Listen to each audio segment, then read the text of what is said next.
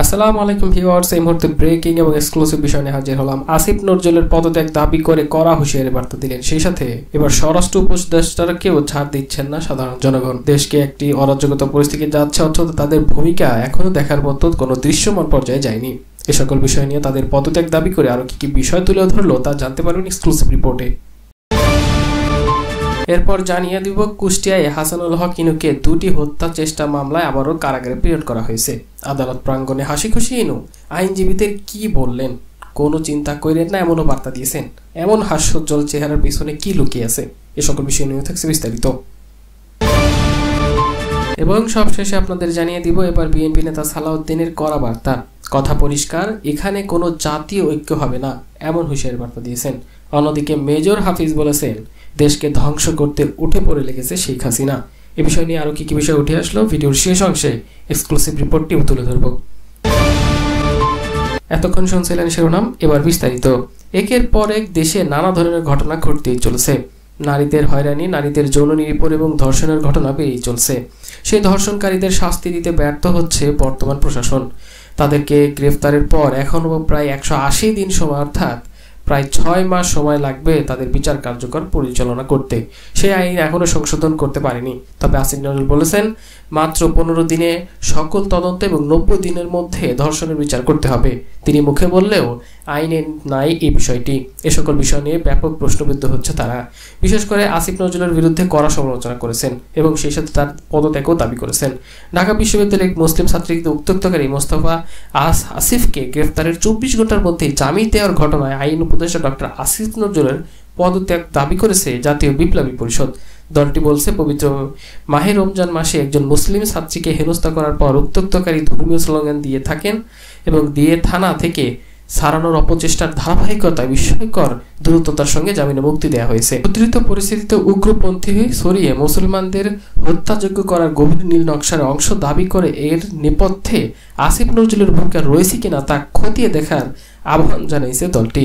বিবৃতিতে বলা হয়, আসিফ নজরুল আইন উপদেষ্টার দায়িত্ব গ্রহণের পর থেকে সন্ত্রাসী, জঙ্গি অপরাধ ও উগ্র উত্ত্যক্তকারী একের পর এক জামিনে মুক্ত পাচ্ছে, যার ধারাবাহিকতায় ঢাকা বিশ্ববিদ্যালয়ের মুসলিম ছাত্রীকে উত্ত্যক্তকারী মোস্তফা হাফিজকেও জামিন দেওয়া হয়েছে। সকল বিষয় নিয়ে ব্যাপকভাবে এবার পদত্যাগের বিষয়টি সামনে এসেছে।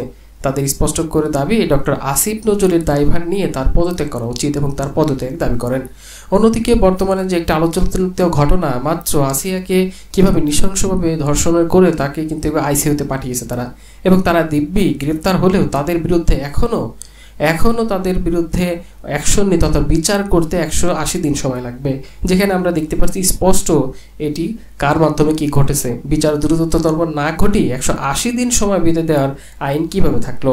এখনো দ্রুততম সময়ের মধ্যে এটি কার্যকর হচ্ছে না এবং কবে হবে সেটিরও কোনো গ্যারান্টি নেই। আসিফ নজরুল এবং স্বরাষ্ট্র উপদেষ্টা একইভাবে তথ্য দিয়েছেন যে ধর্ষণের বিরুদ্ধে সরকার অবস্থান জিরো টলারেন্স। স্বরাষ্ট্র উপদেষ্টা জাহাঙ্গীর আলম বলেছেন, বাংলাদেশ ধর্ষণের বিরুদ্ধে সরকারের অবস্থান জিরো টলারেন্স।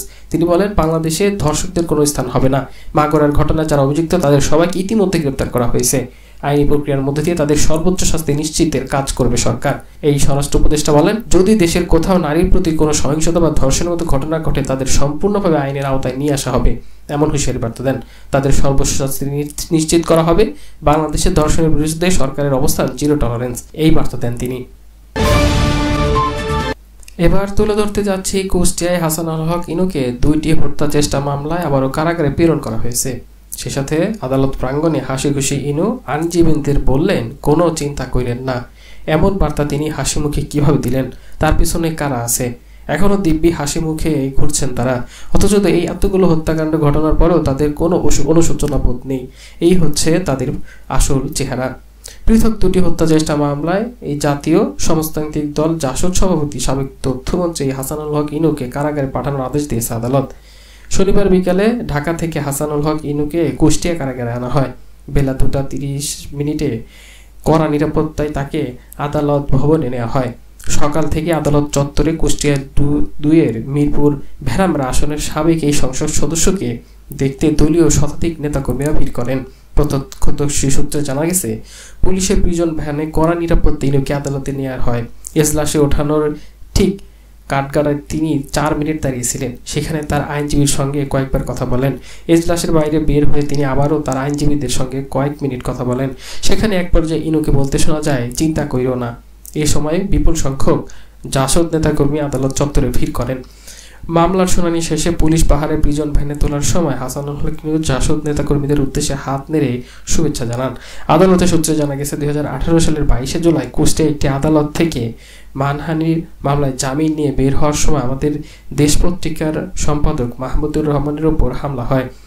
আদালত প্রাঙ্গণ ছাড়ার সময় লাঠি ও ইটের আঘাতে তিনি আহত হন। এ ঘটনায় গত বছরের 10 অক্টোবর মাহমুদুর রহমান বাদী হয়ে কুষ্টিয়া মডেল থানার হত্যা চেষ্টার অভিযোগে মামলা করেন। মামলায় 47 জন নাম উল্লেখ করে অজ্ঞাতনামা আসামি করা হয় আরও 15 থেকে 20 জনকে। ওই মামলায় সাবেক প্রধানমন্ত্রী শেখ হাসিনা, সাবেক স্বরাষ্ট্রমন্ত্রী আসাদুজ্জামান খান কামাল, আওয়ামী লীগের যুগ্ম সাধারণ সম্পাদক মাহবুব হানিফ, তৎকালীন পুলিশের মহাপরিদর্শক জাভেদ পাটোয়ারি, কুষ্টিয়া পুলিশ সুপার মেহেদী হাসান ও আরও অনেকেই। এছাড়া 5 আগস্ট বৈষম্যবিরোধী ছাত্র আন্দোলনে হামলার ঘটনায় আহত শরীফুল ইসলাম বাদী হয়ে আরও একটি হত্যা চেষ্টা মামলা দায়ের করেন। ওই মামলাতে হাসানুল হক ইনুকে আসামি করা হয়। এই দুইটি মামলায় রোববার বেলা 2:30টার দিকে ইনুকে কুষ্টিয়া আদালতে হাজির করা হয়। কুষ্টিয়া আদালতের রাষ্ট্রপক্ষের অ্যাডভোকেট তিনি স্পষ্ট করে বলেন, মাহমুদুর রহমানকে হত্যা চেষ্টা মামলায় হাজিরা দিতে আনা হয়েছে ইনুকে। বিচারক তাকে কারাগারে পাঠানোর আদেশ দিয়েছেন। এই মামলায় গ্রেফতার দেখিয়ে তাকে কুষ্টিয়া কারাগারে পাঠানো হয়েছে বলেও এজাহারে উঠে আসে। এবং সব শেষে এবার আপনাদের মাঝে যে বিষয়টা তুলে ধরতে যাচ্ছে রীতিমতো চমকে যাবেন। এবার বিএনপি এই নেতার হুঁশিয়ারি বার্তা রীতিমতো নিয়ে স্পষ্ট করে বার্তা দিয়ে বলেন, কথা পরিষ্কার, এখানে কোনো জাতীয় ঐক্য হবে না, এমন বার্তা তিনি দিয়েছেন। গণপরিষদ এবং জাতীয় সংসদ নির্বাচন একসঙ্গে হতে পারে বলে জাতীয় নাগরিক পার্টি অর্থাৎ নাহিদের দল বক্তব্য রেখেছিলেন, তা নাকচ করে দিয়েছে বিএনপির স্থায়ী কমিটির সদস্য সালাউদ্দিন আহমেদ। তিনি বলেন, আমাদের কথা পরিষ্কার, এখানে কোনো জাতীয় ঐক্য হবে না, এ বিষয়ে হয়তো হবে না। একটি মেজর পলিটিক্যাল পার্টি সদস্য হিসেবে আমি আপনাদের সামনে তুলে ধরতে পারি, জাতীয় সংসদ নির্বাচন হবে সবচেয়ে জরুরি এবং আমাদের অধিকার, এমন তথ্য দেন তিনি। আন্তর্জাতিক সংবাদ সংস্থা রাইটার্সকে গত বৃহস্পতিবার প্রকাশিত এক সাক্ষাৎকারে নাহিদ বলেছেন, গণপরিষদ নির্বাচন ও জাতীয় সংসদ নির্বাচন একই সঙ্গে হতে পারে। তিনি মনে করেন, গণপরিষদ নির্বাচনের মাধ্যমে একটি নতুন সংবিধান প্রকৃত গণতান্ত্রিক প্রক্রিয়া উত্তরণের সহায়তা করবে। তবে এই কথা বিএনপি নেতা সালাউদ্দিন নাকচ করে দেন। কথা পরিষ্কার, এখানে কোনো জাতীয় ঐক্যই হবে না। অন্যদিকে কিন্তু এবার দেশকে ধ্বংস করতে উঠে পড়ে লেগেছে শেখ হাসিনা।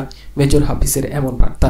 বিএনপির স্থায়ী কমিটির সদস্য মেজর হাফিজ উদ্দিন আহমেদ বীর বিক্রম বলেছেন, শেখ হাসিনা ও তার পরিবারের দেশের টাকা বিদেশে পাচার করেছে, দেশের সব প্রতিষ্ঠান ধ্বংস করে দিয়ে গেছে।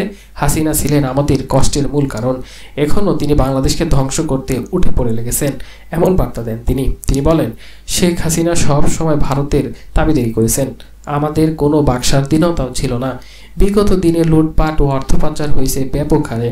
দেখলাম একজন ইউপি চেয়ারম্যান 15,000 কোটি টাকার মালিক, আর একজন সাবেক মন্ত্রীর লন্ডনে শহরে 360টি বাড়ি রয়েছে।